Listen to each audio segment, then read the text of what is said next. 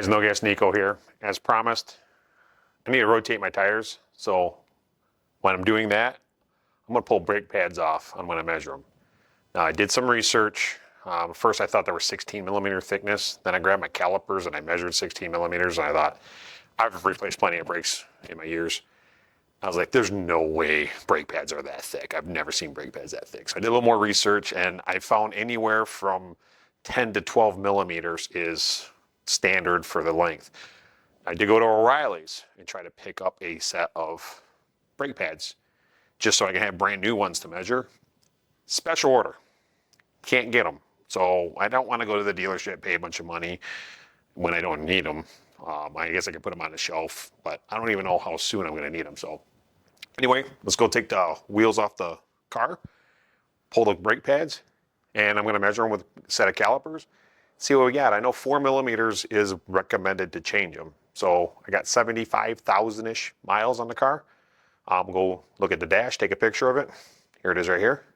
So you can see how many miles I have on it. And let's see how much wear there is on the brakes.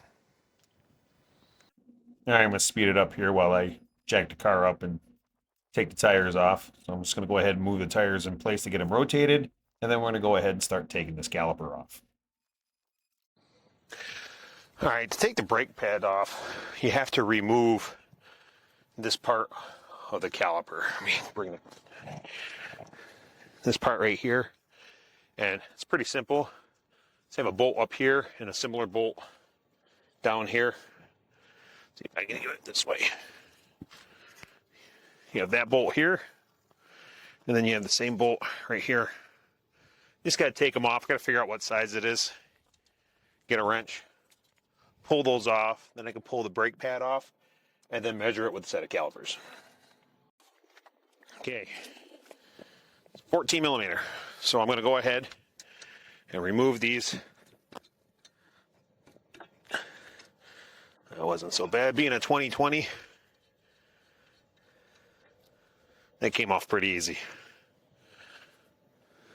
Now in Michigan, you get these bolts.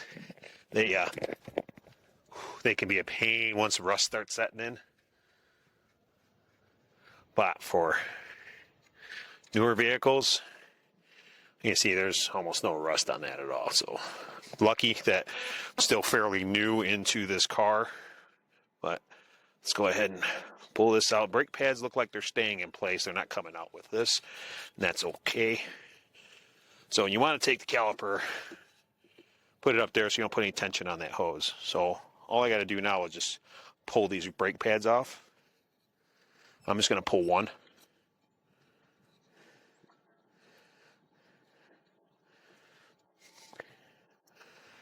All right, now let's go inside and measure it. All right, here's the brake pad I just pulled off the car. What I'm going to do is I'm going to measure from this edge of the metal to the top of the brake pad itself to measure how thick this is. Now, after doing a lot of research, I thought it was 16 millimeters, but then when I looked at how big 16 millimeters are, there's no way any brake pads are that thick, like I said earlier. So I'm going to go ahead and measure this. Now, everything I've read is about 11 millimeters, is brand new. So we're going to go ahead and measure it. Got my calipers in millimeters. They're zeroed out. Now what I'm going to do is I'm going to use this part here that sticks out, and I'm going to use this to push it, and then I'm going to get the reading on what it is. So push it, push it. Made pretty good contact right there. And you can read that, 7.20 millimeters. Now, 7.20 out of 11. Let's go ahead and get my calculator. So if I take 11 minus 4, I have 7 millimeters of wear that I'm allowed. So I've already gone from 11 minus 7.2. So I've gone 3.8 millimeters. So if I divide that by 7, means I've gone through roughly 50% of my brake pad. 50% of my brake pad in 75,000 miles. All right, there you go. So I just finished the tire rotation, got the brake put back on the car. Everything looks good. Seems like it's sunny out, but it's not. What we got going on here is 2020 Nissan Leaf, 75,110 miles, about 50% brake pad wore out. So I'm anticipating not needing to replace brakes for another 75,000 miles. So when did you replace the brakes on a gas car? Average. The regenerative braking on these things, it brakes with the motor. That motor braking really increases the life of your brake pad, so you don't have that wear that you would have on a normal gas car. So there's another maintenance win for you when you have an electric vehicle, is you don't have to replace your brakes as often. They'll go, for me, looks like 150,000 miles. Now, I've towed trailers with this thing, towed heavy loads. I towed my Kubota with this thing.